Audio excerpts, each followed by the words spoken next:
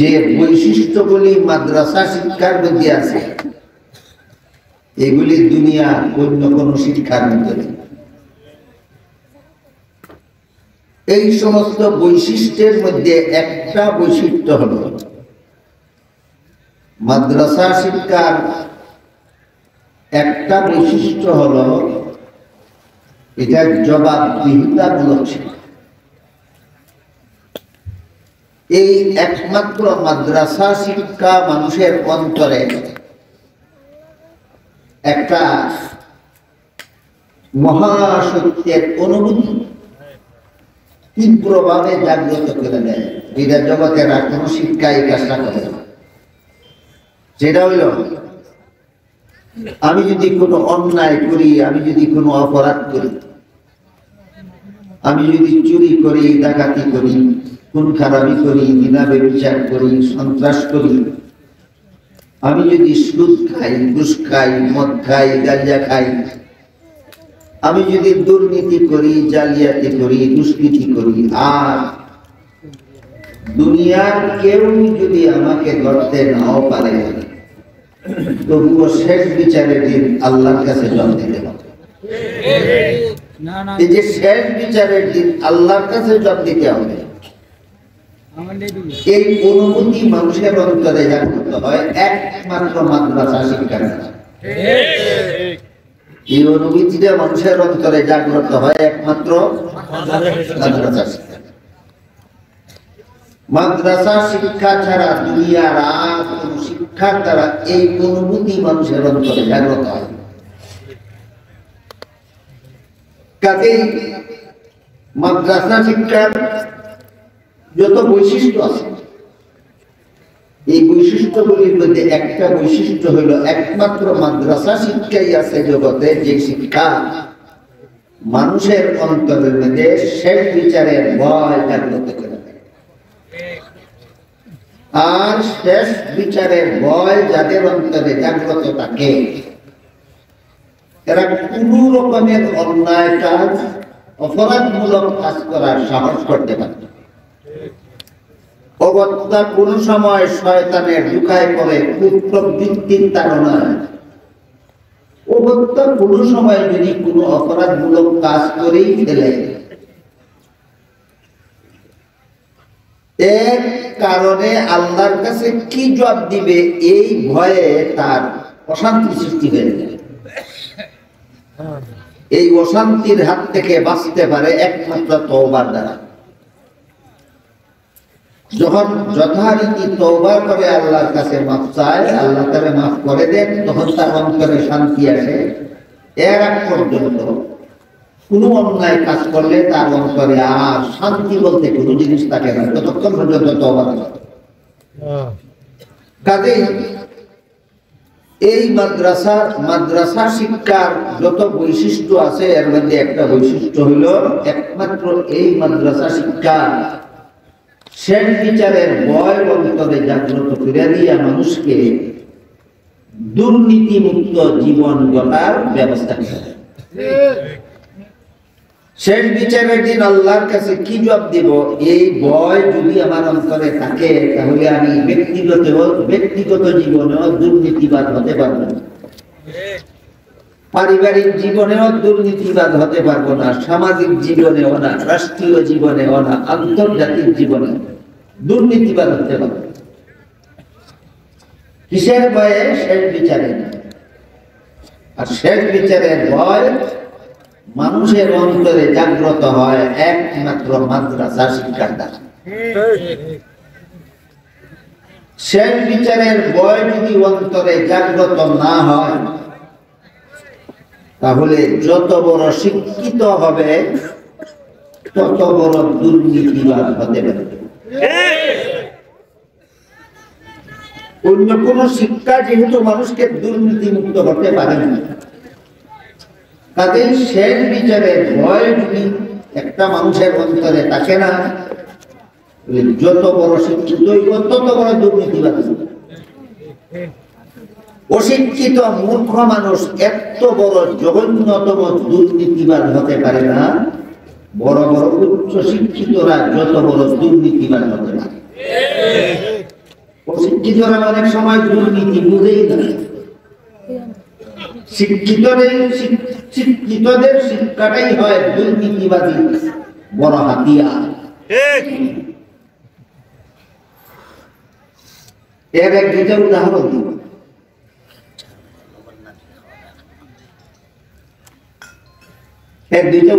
দিই যে শেষ বিচারে ভয়ঙ্করে না থাকলে যে যত বড় শিক্ষিত হয় তত বড় দুর্নীতিবাদ হয়, এর কয়েকটা দুই একটা উদাহরণ ছিল। বর্তমান দুনিয়াতে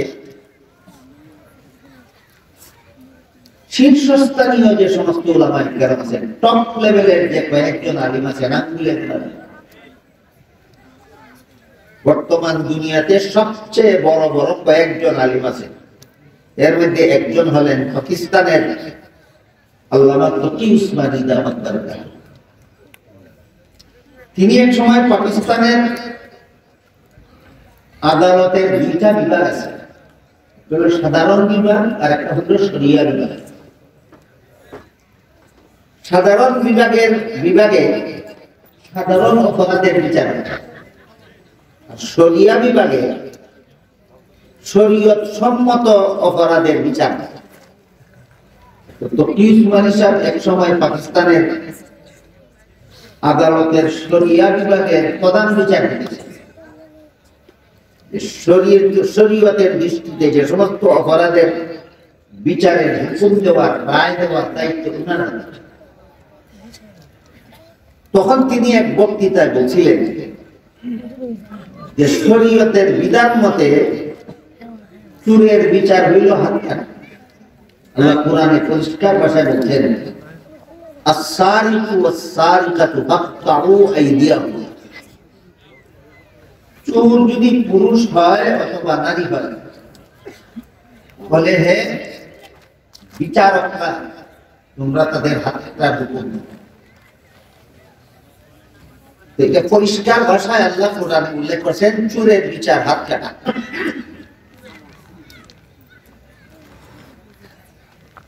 ইহুদি খ্রিস্টানেরা ইসলামের এই বিধানের বিরুদ্ধে আপত্তি উঠাইছে। কি আপত্তি? যে বেচারা এমনই অভাবের তাড়নায় চুরি করছে, রুজি রোজগার পায় না, সংসার চালাইতে পারে না, করছে চুরি। আবার যদি তার হাত কেটে দেওয়া হয় তাহলে তো রুজি রোজগার পাইলেও আর কাম করতে পারতো না, সংসার চালাইতে পারতো না। কাজেই ইসলামের এই বিধানটা মানুষের উপর জুলুম ছাড়া আর কিছু নয়। কোরআনে আল্লাহ দিলেন বিধান, আর এরাই বিধান জুলুম। ইহুদিরা খ্রিস্টানরা ইসলাম ধর্মের দুশমন বলতেই পারে, এতে আশ্চর্যের কিছু নাই। কিন্তু সমস্যা হইল কিছু জ্ঞান পাপী মুসলমান আছে, এরাও ইহুদি খ্রিস্টানের সুরে শুনিলে যায়, এরাও সুরের হাত কাটা বিধান দিয়ে জুলুম করে। এখন আপনারাই বলেন, আল্লাহর বিধানকে যারা জুলুম বলে তাহলে আল্লাহ নিজেই জালিম। আল্লাহরে যারা জালিম বিশ্বাস করে, এরা ঈমান আর কি পরিমাণ থাকে। এমন বেঈমানের অভাব নাই আমাদের সাথে। একটা দুইটা চুরের হাত কাটলে সারা দেশের মানুষ সংশোধন হয়ে যাবে। জীবনে হাত কাটার ভয়ে আর কেউ চুরি যেত না। একটা দুইটা হাত কাটারে জুলুম কইয়া চুরির বিচার হাত কাটছ না, কত চুরে কত মানুষ কেটে ফেলাইতেছে। খবর আছে? হাত কাটা ভালো লাগছিল না, মানুষ কাটা ভালো লাগে না। এটারই কয় গাদায় পানি গোলাপ পিঠা খাইতে ভালো হয়, পরিষ্কার পানি খাইতে গাদার মজা লাগে না।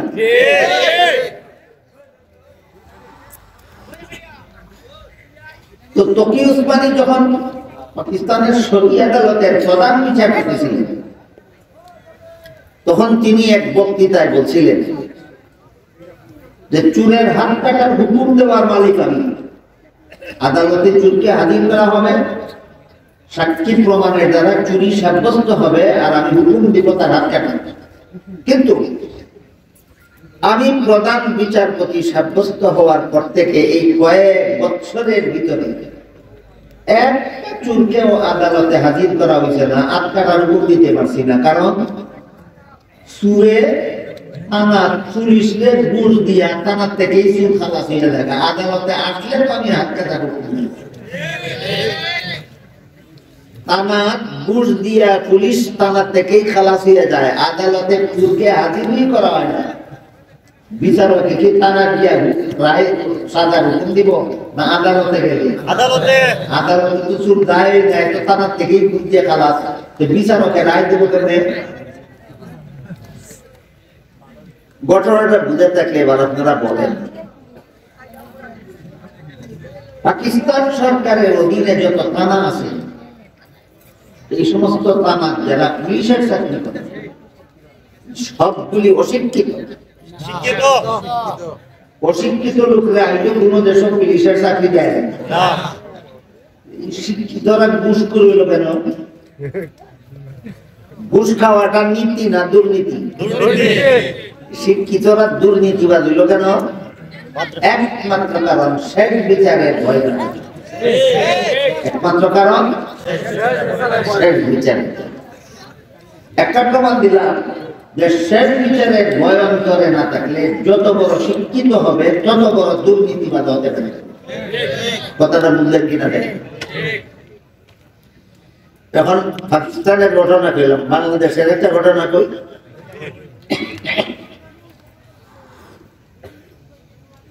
আজকের থেকে মনে হয় 40-45 বছর আগে ঘটনা। ব্রাহ্মণবাড়িয়ার এক মাহফিল শেষে আমি রেলে বাড়ি আসার জন্য রেল স্টেশনে যাব, গিয়ে দেখি গাড়ি ছেড়ে দেয়, টিকিট নেওয়ার আর সুযোগ নেই। টিকিট না নিয়ে গাড়িতে উঠলাম, উঠে টিটি সাহেবে পেলাম। টিটি সাহেব আজকাল কিতাব যায় না, ওই সময় টিটি সাহেব তারা সরকারে বেতন দিয়ে রাখছে, যারা বিনা টিকিটে গাড়িতে উঠে টিকিট বানাই দিত এবং ভাড়া আদায় করত। এরা কুঞ্জে বাইক করে কেনা কেনা টিকিট করছে, আর আমি কাজে কুঞ্জে বাইক করছি, বুঝে বুঝছি আমি টিকিট করতে পারছি না, আমার একটা টিকিট বানাই দিলাম যে আর যা ভাড়া কিন্তু আমার কয়েক টিকিট বানাই দেওয়া যাবে। আমি বললাম কেন? সরকার আপনাকে বেতন দেয়, সরকারের বাপের সম্পত্তি দিচ্ছে না, আমাদের জনগণের টাকা দিয়ে। শুধু যারা বিনা টিকিটে গাড়িতে উঠে এদের কাছ থেকে ভাড়া নিয়ে টিকিট বানাই দেবে। আমাদের বেতন খাও, আমাদের কাজ করতে পারবে না কেন? তখন কয় টিকিট টিকিট দিতে হইলে শুধু ভাড়া দিলে হবে না, বিনা টিকিটে রেল চড়ার জরিমানা হবে। আমি বললাম ঠিক আছে, ভাড়াও দেব জরিমানাও দেবো, টিকিট বানাই দেবে। এখন কয় হুজুর আপনার জরিমানা লাগবে না, ভাড়াও সবটা লাগবে না, শুধু টিকিট ছাড়া যা মনে চায় আমাকে দিয়ে দেবে। জরিমানা তো লাগতোই না, ভাড়াও সবটা লাগবে, টিকিট ছাড়া যা মনে চায়। আপনারা বলেন টিকিট ছাড়া যত টাকা মনে চাই দিয়া দিলে দেখি সরকারের তহবিলও যাইব? সরকারের তহবিল দেখি সরকারের বাপের না দেশের জনগণের? আপনাদের তহবিলে যাবে না টাকাটা, তার পকেটে থাকবে। এটা কি নীতি না দুর্নীতি? অশিক্ষিত লোকটারে বাংলাদেশ সরকারের চাকরি দিয়েছিল, এই জন্য দুর্নীতি করলাম। শিক্ষিত এবার আপনারই বলেন, শিক্ষিত লোকটা দুর্নীতিবাদ হইল কেন? যে শিক্ষা শিখছে এই শিক্ষার মধ্যে শেষ বিচারের ভয় না। যে শিক্ষা শিখছে এই শিক্ষার মধ্যে শেষ বিচারের ভয় না। কাজেই শেষ বিচারের ভয় যদি অন্তরে না থাকে তাহলে যত বড় শিক্ষিত হবে তত বড় দুর্নীতিবাদ হতে বাধ্য।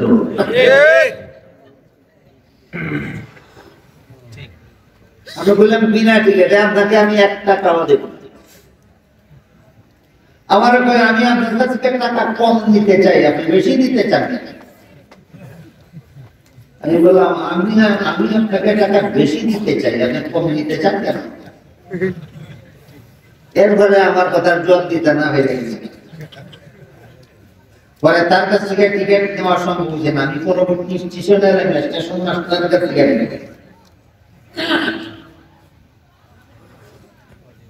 এটাও পাকিস্তানের ঘটনা। বাংলাদেশের এই বাংলাদেশে ৪৫ বছর আগে আমি একজন শিক্ষিত দুর্নীতিবাজ পেয়েছিলাম। বর্তমান বাংলাদেশে আর কোন শিক্ষিত দুর্নীতিবাজ না। আপনারা যদি বলেন আছে, আমি জিজ্ঞেস করবো কেন শিক্ষিত হলে দুর্নীতিবাজ হবে কেন?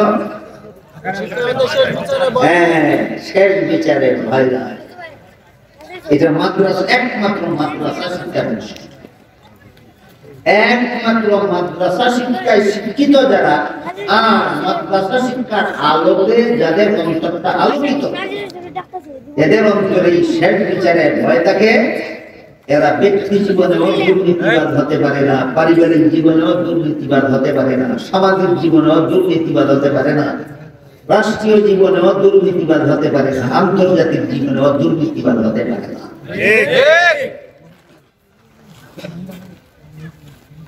আমার মনে হয় বর্তমান দুনিয়াতে আন্তর্জাতিক জীবনে সবচেয়ে বড় দুর্নীতিবাদ রাষ্ট্র হল আমেরিকা। সবচেয়ে বড় দুর্নীতিবাদ রাষ্ট্র হইল আমেরিকা। বাংলাদেশ মানবাধিকার চাই, আর ইসরায়েল ইচ্ছা মতো মার তোর সাথে আমি আছি।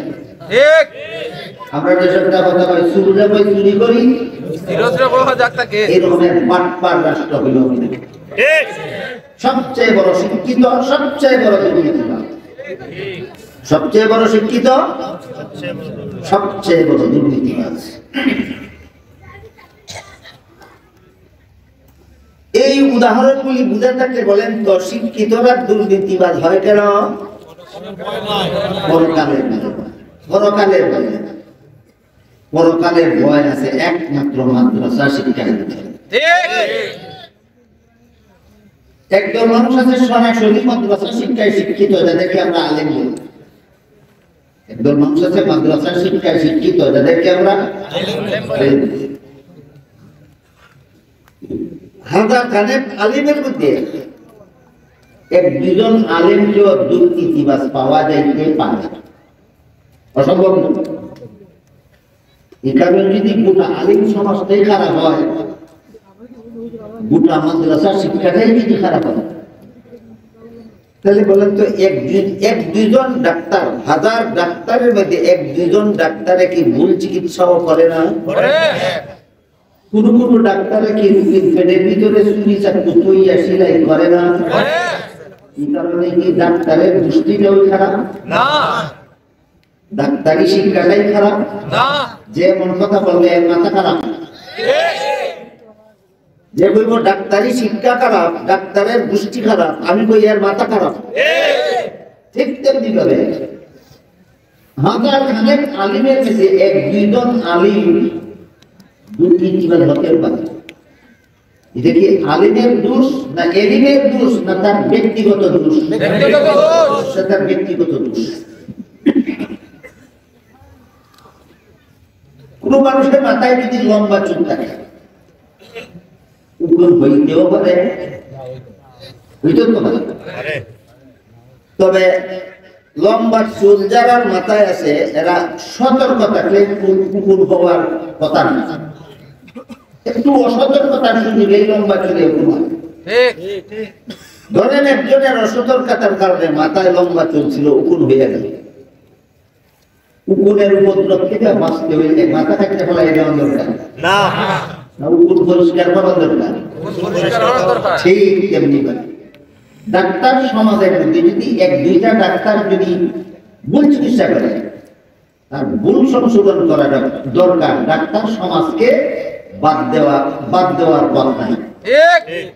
ঠিক তেমনি ভাবে হাজার হাজার আলিমের মধ্যে দুই একটা আলিম যদি দুর্নীতিবাদ হয়েই থাকে, এদেরকে সংশোধন করা দরকার। আলিম সমাজকে বাদ দিলে জাতির জাহান্নাম থেকে বাঁচার কোনো পথ থাকবে না।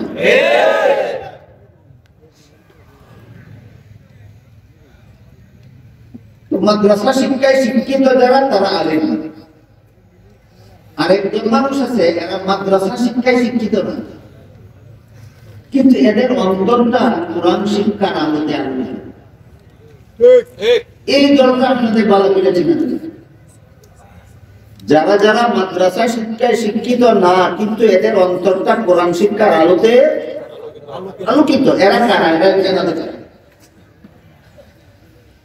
এক হাদিসে রাসূল করিম সাল্লাল্লাহু আলাইহি ওয়াসাল্লাম বলেন, কুন আলিমান আও মুতাআল্লিমান আও মুস্তামিআন আও মুহিব্বান ওয়ালা তাকুন খামিসান ফাতাহলিক আও কামা ক্বালা আলাইহিস সালাতু ওয়াস সালাম। এর অর্থ হলো রাসূল বলেন, তুমি আলিম হও আর না হয় আলিমের ছাত্র হও। যদি আলিমও হইতে না পারো, আলিমের ছাত্র হইতে না পারো, তাহলে মনোযোগে আলিমের কথা শুনো এবং আলিমের কথা মতো জীবন যাপন করো। আলিমের কথা যারা শুনে আর আলিমের কথা মতো যারা জীবন যাপন করে, আল্লাহ রাসূল বলেন এরাও জাহান্নাম থেকে মুক্তি প্রাপ্ত দল।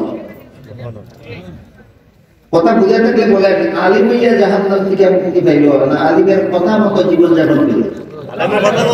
আলিমের কথা মতো জীবন। যে সমস্ত মানুষ সমাজের, যে সমস্ত মুসলমান আলিম না, মাদ্রাসার ছাত্র না, এরাও যেন আলিমের কথা মতো জীবন যাপন করে জাহান্নাম থেকে বাঁচতে পারে, এই পথটা এদেরকে বুঝাবার জন্যই মাদ্রাসাগুলির পক্ষ থেকে এই সম্মেলনগুলি করা। বর্তমান বাংলাদেশে প্রায় 25,000 কওমি মাদ্রাসা আছে। বর্তমান বাংলাদেশে কি পরিমাণ কওমি মাদ্রাসা আছে? 25,000। এই সবগুলি মাদ্রাসার পক্ষ থেকে বছরে কমপক্ষে একটা করে ইসলামী সম্মেলন। তাইলে বাংলাদেশে শুধু কওমি মাদ্রাসাগুলির পক্ষ থেকে বছরে 25,000 ইসলামী সম্মেলন। হিসাবটা আপনাদের জানা থাকা ভালো যে বাংলাদেশে শুধু কওমি মাদ্রাসাগুলির পক্ষ থেকে 25,000 ইসলামী সম্মেলন হয় বছরে। এই সবগুলির একমাত্র উদ্দেশ্য, যে সমস্ত মুসলমান সরাসরি কোরআন শিক্ষায় শিক্ষিত না, এদের অন্তরটাকে কোরআন শিক্ষার আলোতে আলোকিত করে দেওয়া। এদের অন্তরটাকে কোরআন শিক্ষার আলোতে আলোকিত করে দেওয়া। আপনারা যারা যারা ইসলামী সম্মেলনে যান, দিনের পর দিন, রাতের পর রাত, মাসের পর মাস, বছরের পর বছর ওয়াজ নসিহত শুনে উলামায়ে কেরামের শুনতে শুনতে শুনতে শুনতে কার কার অন্তর কোরআন শিক্ষার আলোতে আলোকিত হইল, আর কার কার অন্তর ওয়াজ শুনতে শোনার পরেও অন্ধকার হইল, এটা জানা বুঝার একটা পরিষ্কার ব্যবস্থা। কি ব্যবস্থা? আপনি আপনার অন্তরকে জিজ্ঞাসা করেন যে কোন রকমের গুনার কাজ, কোন রকমের অপরাধমূলক কাজ, চুরি হোক, ডাকাতি হোক, খুন খারাপি হোক, জিনা বিচার হোক, সন্ত্রাস হোক, সুদখুরি, ঘুষখুরি, মদখুরি, গাঁজাখুরি হোক, দুর্নীতি, জালিয়াতি, দুষ্কৃতি, যাই কিছু হোক, তুমি বেপরোয়া ভাবে করো না শেষ বিচারের ভয়ে করতে সাহস পাও না, নিজে নিজের মনকে জিজ্ঞাসা করে। আপনার মন যদি জবাব দেয় যে আমি কোন গুনার কাজ করতে তো শেষ বিচারের ভয় আমার অন্তরে জাগে না, অবশ্যই আপনার অন্তর অন্ধকার। আর যদি আপনার অন্তর জবাব দেয় শেষ বিচারের ভয়ে আমি চুরি করার সাহস পাই না, শেষ বিচারের ভয়ে আমি সুদ খাওয়ার সাহস পাই না, শেষ বিচারের ভয়ে আমি নামাজ কাজা করার সাহস পাই না, শেষ বিচারের ভয়ে আমি ঘুষ খাওয়ার সাহস পাই না, শেষ বিচারের ভয়ে আমি দুর্নীতি করার সাহস পাই না, শেষ বিচারের ভয়ে আমি জালিয়াতি করার সাহস পাই না, আল্লাহর কসম আপনার অন্তর কোরআন শিক্ষার আলোতে আলোকিত, কোরআন শিক্ষার আলোতে আলোকিত। 25,000 ইসলামী সম্মেলন প্রতি বছর শুধু কওমি মাদ্রাসাগুলির পক্ষ থেকে করা হয় আপনাদের অন্তরকে কোরআন শিক্ষার আলোতে আলোকিত করে দেওয়ার জন্য। আমার কথা বুঝে থাকলে তো আপনারা প্রত্যেকে মনে মনে টের পাওয়ার কথা, আপনাদের কার অন্তর এখনো অন্ধকার আর কার অন্তর আলোকিত, টের পাওয়া যায় না? অবশ্যই। আপনি যদি জানেন যে আপনি প্রতিদিনই কোনো না কোনো ওয়াজ মাহফিলে যান, অথচ সবসময় সুদ খান, সুদের কারবারে জড়িত থাকেন।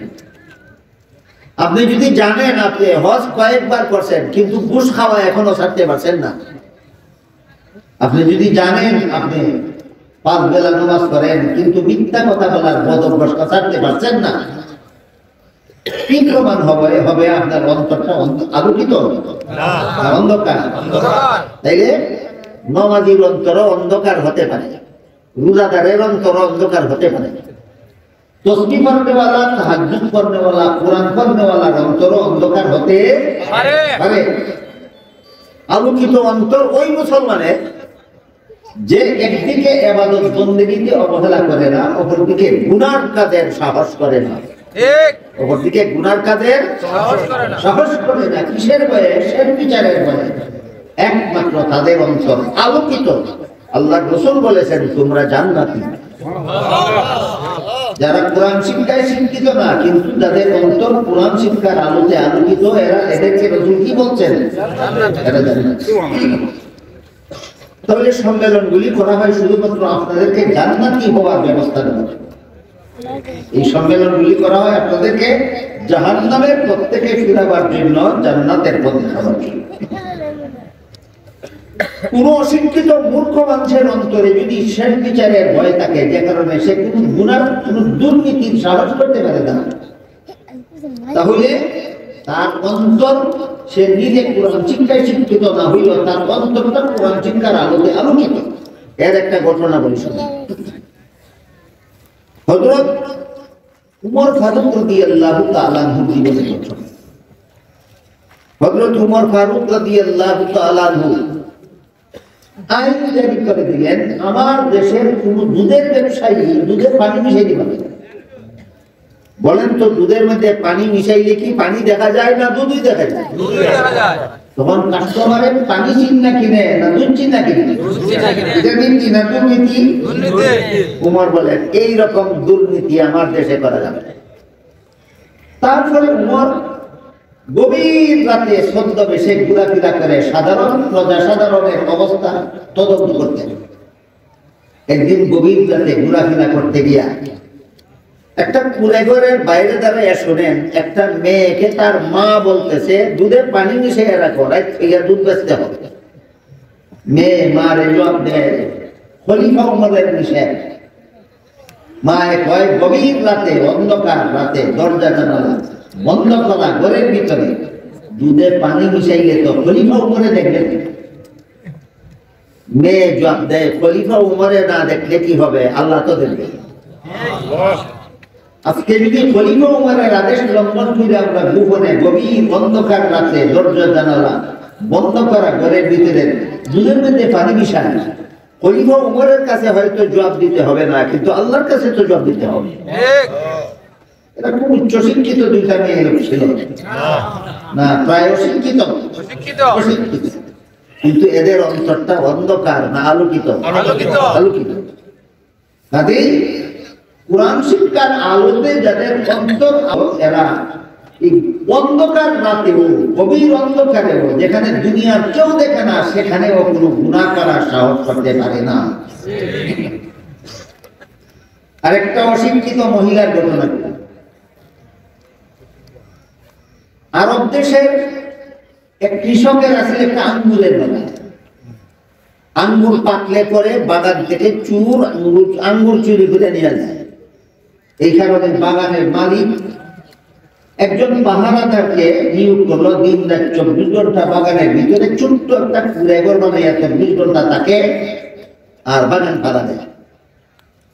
এই পাহারাদারের ঘরে তার বউ ছাড়া আর কোন বাচ্চা কাচ্চা ছিল না, তার পরিবারের আর কোনো সদস্য নাই, তার স্বামী স্ত্রী দুজন। পাহারাদারের বউ নিয়া মালিকের বাগানের ভিতর দিন রাত 24 ঘন্টা তাকে আর পাহারা দেয়, বেতন না।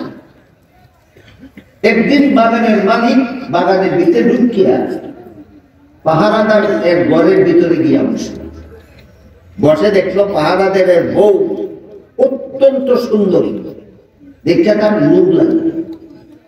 আর একবার বউ নিকে লোভ লাগলে তো কোনো কাজ হবে না, লোকের তার সামনে তো আর কিছু করা যায় না। এই কারণে বুদ্ধি করে মালিকে পাহারাদারকে একটা কাজের ফরমাইশ দিয়া বাগানের বাইরে বাড়াইছে। বলেন তো এখন এই ঘরের ভিতরে কে কে আছে? পাহারাদারের বউ আছে আর বাগানের মালিক আছে।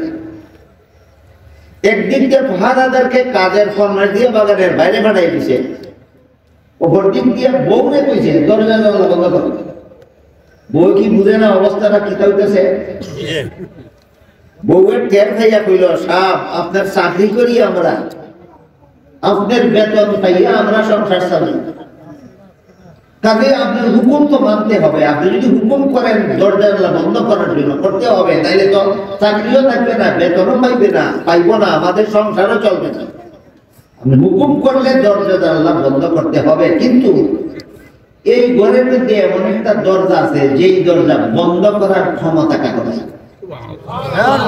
মালিকে জিজ্ঞাসা করে এই দরজাটা কোনটা? বউয়ের কয় ধরেন যত দরজা জানালা আপনি দেখতেছেন সবগুলি দরজা জানালা বন্ধ করার পরে এই ঘরের ভিতরে যে ঘটনাটা ঘটবে সেই ঘটনাটা কি আল্লাহ দেখবে? মালিক কয় হ্যাঁ আল্লাহ তো দেখবে। বউয়ে কয় সব দরজা জানালা বন্ধ করলেও ঘরের ভিতরের ঘটনা যেই দরজা দিয়ে আল্লাহ দেখে এই দরজা বন্ধ করার ক্ষমতা কারো নাই। তাহলে তুমি যাই করতে চাও দুনিয়াতে তোমার কেউ ধরতে পারবে না। চিন্তা করে দেখো শেষ বিচারের দিন আল্লাহর কাছে কি করবে? পাহারাদারের বউয়ের কাছে এই কথার জবাব দিতে না ভাইয়া লজ্জিত হইয়া কানো দইরা মাপ চাইয়া গটকে বানিয়েছে। বলেন কোন জিনিসের ভয় এত বড় একটা অপরাধ থেকে তারা ফিরে এলো? শেষ বিচারে, শেষ বিচারে। এই লোকটার অন্তর কিছুক্ষণ আগে ছিল অন্ধকার, পাহারাদারের বউয়ের কথা শুনে তার অন্ধকার অন্তর আলোকিত হয়। আরেকটা অশিক্ষিত মূর্খ লোকের ঘটনা কই, এটাও হযরত উমরের জীবনের ঘটনা। হযরত উমর ফারুক রাদিয়াল্লাহু তাআলা মরুভূমির রাস্তা দিয়ে যেতেছিলেন, সাথে খাওয়ার মতো কিছু নেই। মরুভূমির রাস্তা তো 10 মাইল 20 মাইল 30 মাইল রাস্তা, এর মধ্যে কোনো বাড়ি ঘর নাই, দোকানপাটও নাই, খানা পানি জোগাড় করার কোনো ব্যবস্থা নাই। এমন অবস্থায় খলিফা উমরের পেটে লাগলো খিদা, খানা পানি জোগাড়ের ব্যবস্থা নাই, খাইবেন কই? দেখলেন একটা রাখাল ছেলে এক ফাল ছাগলের রাখালি করে। ওই রাখাল ছেলে তার ফালের একটা ছাগলের দুধ কিরাইয়া পান করে। বাংলা ভাষার দুবন করে, আর আমরা আঞ্চলিক ভাষায় কই কিরাইয়া। রাখাল ছেলে তার পালের একটা ছাগলের দুধ কিরাইয়া দুধ খাইবে। খলিফা উমর রাখাল ছেলের কাছে গিয়ে বললেন, ভাই তোমারে দেখলাম একটা ছাগলের দুধ কিরাইয়া পান করছো, আর একটা ছাগলের দুধ কিরাইয়া আমারে দাও, একটু পান করি, আমার পেটে গেলো কিনা। রাখাল ছেলে খলিফা উমরের নাম তো শুনছে কিন্তু দেখছে না, এই কারণে রাখাল ছেলে খলিফা উমরকে চিনতে পারছে না, ভাবছে একজন সঠিক মুসাফির। তাই রাখাল ছেলে খলিফা উমরকে কইল, মুসাফির ভাই, এই ছাগলের পালের মালিক আমি না, আমি মালিকের বেতনভোগী চাকর। মাস শেষে মালিকে যে নগদ টাকা দেয় সেটা আমার বেতন। রাখালি করার সময় পেটে খিদা লাগলে একটা ছাগলের দুধ দহন করে পান করি, এটা আমার বেতন। তুমি যেহেতু আমার মালিকের বেতনভোগী চাকর না, আমি মালিকের অনুমতি ছাড়া তোমাকে এক ফোঁটা দুধ দিতে পারব। এতে খলিফা উমরের দুধ খাওয়ার ব্যবস্থা আর হইল না, পেটের খিদা আর গেল না, কিন্তু এতে তিনি দুঃখিত হইলেন। বরং খলিফা উমর এই চিন্তা করে খুশি হইলেন, আনন্দিত হইলেন যে আমার পেটের খিদা গেলে গেল না গেলে না, আমার দেশের একটা রাখাল ছেলে এত বড় আমানতদার যে মালিকের অনুমতি ছাড়া তার মাল করে দেয় না। আমার দেশের একটা রাখাল ছেলে যে এত বড় আমানতদার, এতেই আমার আত্মাটা তুষ্ট, আমার পেটের খিদা না গেলেও আমার কোনো দুঃখ নেই। কিন্তু অনেক মানুষ সমাজে এমনও থাকে যারা কথা বলে এমন সুন্দর সুন্দর, বোঝা যায় নবীগণের কথা, কিন্তু কাজ করে এমন জঘন্যতম, মনে হয় ফেরাউনের মতো কাজ করে। কথা কয় নবীর মতো আর কাজ করে ফেরাউনের মতো, কথা কয় নবীর মতো কাজ করে ফেরাউনের। এরা সুন্দর সুন্দর কথা কয়, কাজে বাস্তবায়ন করার জন্য নয়। এদের কাজ যে খারাপ, এটা সমাজের চোখের সামনে, মানুষের চোখে আড়াল তুলে রাখে না। এরা সুন্দর কথা বলাটা হইল এদের অপকর্ম ঢাইকা রাখার হাতিয়ার। এদের মুখের সুন্দর কথা এদের অপকর্ম ঢেকে রাখার হাতিয়ার। এই রাখাল ছেলেরও আমার সাথে এমন একটা চালাকি করলো কিনা তার আমার পরীক্ষা করতে। এইবার খলিফা উমর রাখাল ছেলেকে পরীক্ষা করার জন্য বলে, ঠিক আছে, তুমি যদি একটা ছাগলের দুধ আমাকে বিনামূল্যে না দাও, তাহলে একটা দুধের ছাগল আমার কাছে উচিত মূল্যে বিক্রি করে দেয়। এতে তোমার একটা উপকার হবে, আমার একটা উপকার। তোমার উপকার এটাই হবে যে তোমার মালিকের যে বেতন দেয় এর চেয়ে অতিরিক্ত এক ছাগলের মূল্য তুমি বেতনের অতিরিক্ত পাবে। আর আমার উপকার এটাই হবে, আমি এক করে তোমার ছাগল কিনে নিয়ে দুধ দহন করে পান করবো, আমার পেটের খিদা নিবে না। রাখাল ছেলে এই কথা শুনিয়া খলিফা ওমর চিনে না মুসাফির লোকটা চিনে? মুসাফির মিয়া, তোমার কথা মতো একটা দুধের ছাগল তোমার কাছে বিক্রি করিয়া পয়সাটা যদি আমি খাইয়া বেরি, মালিকের দুনিয়া যখন দেখবো ছাগল একটা কম, তখন তো তোমারে জিজ্ঞাসা করতো না, আমি রাখালি করি, আমারে জিজ্ঞাসা করবে ছাগল একটা কম কেন, মালিককে কি জন্য? মুসাফির লোকটা রাখাল ছেলে বুদ্ধি শিখাইয়া দিলে, মালিকে যদি জিজ্ঞাসা করেই ফেলে ছাগল একটা কি হইল, তুমি কইও ছাগল একটা বাগে ধরে নিয়েছে। পালের একটা ছাগল বাগে ধরে নিয়ে গেলে রাখালের ফিরানির কোনো ক্ষমতা নাই, কাজেই তুমি বেকসুর খালাস পেবে, তোমার কোনো বিচার চলবে না। এই কথা বলার সাথে সাথে রাখাল ছেলে মুসাফির লোকটার উপর দারুণ ভাবে খেতেছে। কে ভাই বেটা দাঁড়া, আমার একটা কথা শুনে যা। তোমার দাঁড়াই, কি কথা তোমার? কয় আমি আমার মালিকের বিশ্বস্ত চাকর, আমি যদি বলি ছাগল একটা বাগে নিয়ে গেছে, শতকরা 100 বিশ্বাস করবে মালিকের কোনো কৈফিয়ত চাইবে আমার কাছে। এইভাবে মিথ্যা কথা বলে আমি মালিককে ফাঁকি দিতে পারবো দুনিয়াতে, কিন্তু তুই বল শেষ বিচারের দিন আল্লাহ যখন জিজ্ঞাসা করবেন ছাগল একটা কি করছিলি, তখন কি করছিলি? এই রাখাল ছেলেটা উচ্চ শিক্ষিত ছিল, এই জন্য ছাগলের রাখালি করতেন। অশিক্ষিত ঘটনা বুঝে থাকতে হলে তার অন্তরটা অন্ধকার না আলোকিত। এইভাবে আমার সমাজের অশিক্ষিত অল্পশিক্ষিত সাধারণ মুসলমান যাদের অন্তর অন্ধকার, এদের অন্তরকে খলিফা উমরের দেশের রাখাল ছেলের অন্তরের মতো আলোকিত করার জন্য এই সমস্ত ইসলামী সম্মেলন হয়। আপনাদের অন্তর যাদের অন্ধকার, তাদের অন্তরকে আলোকিত করার জন্য এই সমস্ত ইসলামী সম্মেলন হয়। এই ঘটনার দ্বারা আমরা কি বুঝলাম? সরাসরি কোরআন শিক্ষায় শিক্ষিত না, কিন্তু কোরআন শিক্ষার আলোতে আলোকিত হয় যারা কোরআন শিক্ষায় শিক্ষিত আলিমগণের কথা শুনে এবং তাদের কথা মতো জীবন যাপন করে। আরেকটা ঘটনা বইয়া কথা শেষ করি আজকে। হযরত ইউসুফ আলাইহিস সালামের সাথে জিনা করার জন্য জুলাইখা একটা খাস কামরা নিয়ে গেল। যেই কামরা রাজকীয় বেশ সজ্জিত, এবং সেই কামরার ভিতরে ইউসুফ এবং জুলাইখা দুইজন ছাড়া দুনিয়ার আর কোনো মানুষ ছিল না। কামরার ভিতরে ঢুকে ইউসুফ আলাইহিস সালাম দেখলেন এই কামরার এক পাশে কোনো একটা কিছু পর্দা দিয়ে ঢেকে রাখছে। ইউসুফ আলাইহিস সালাম জুলাইখারে জিজ্ঞাসা করলেন যে এই কামরার ভিতরে তুমি পর্দা দিয়ে কি ঢেকে রাখলে? জুলাইখা বলে, আমি যে মূর্তিটা পূজা করি মূর্তিটা ঢেকে রাখছি। জুলাইখা প্রথম জীবনে মূর্তি পূজারী ছিল, শেষ জীবনে মূর্তি পূজার থেকে তওবা করে মুসলমান হয়েছিল এবং ইউসুফ আলাইহিস সালামের সাথে বিয়াও হয়েছিল, এটা অন্য কথা। এই দিনের ঘটনা হইল ইউসুফ তখন জিজ্ঞাসা করলেন কামরার এক পাশে পর্দা দিয়ে কি রেখে রাখছেন? জুলাইখা কইল, আমি যে মূর্তিটা পূজা করি মূর্তিটা রেখে রাখছি। ইউসুফ আলাইহিস সালাম জিজ্ঞাসা করলেন তুমি তো এটা পূজাই করো, রেখে রাখলে কেন? জুলাইখা কয়, আমি এখন তোমার সাথে জিনা করব, কাজেই যেই মূর্তির পূজা করি এই মূর্তির সামনে জিনা করতে আমার লজ্জা হয়, এই জন্য রেখে রাখছি। ইউসুফ আলাইহিস সালাম জিজ্ঞাসা করলেন তোমার মূর্তির সামনে জিনা করলে কি মূর্তি দেখে? না, দেখে না। এটা ঢাইকে অপকর্ম করলে দেখে না, সামনে অপকর্ম করলে দেখে। আপনারা কি করবেন? মূর্তিরে ঢাইকে জিনা করলে দেখবে না, সামনে করলে দেখবে?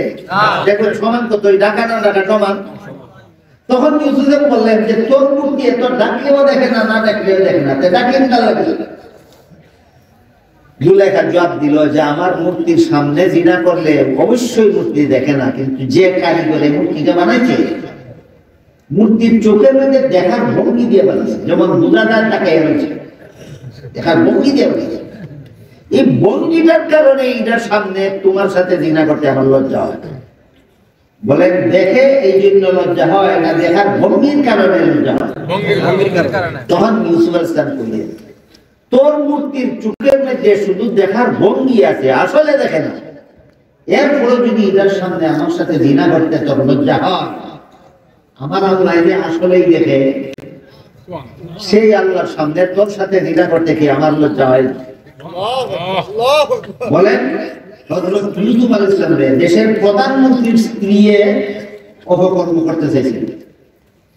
প্রধানমন্ত্রীর স্ত্রী ফুসলাইল ইউসুফ আলাইহিস সালামের সাথে অপকর্ম করার জন্য।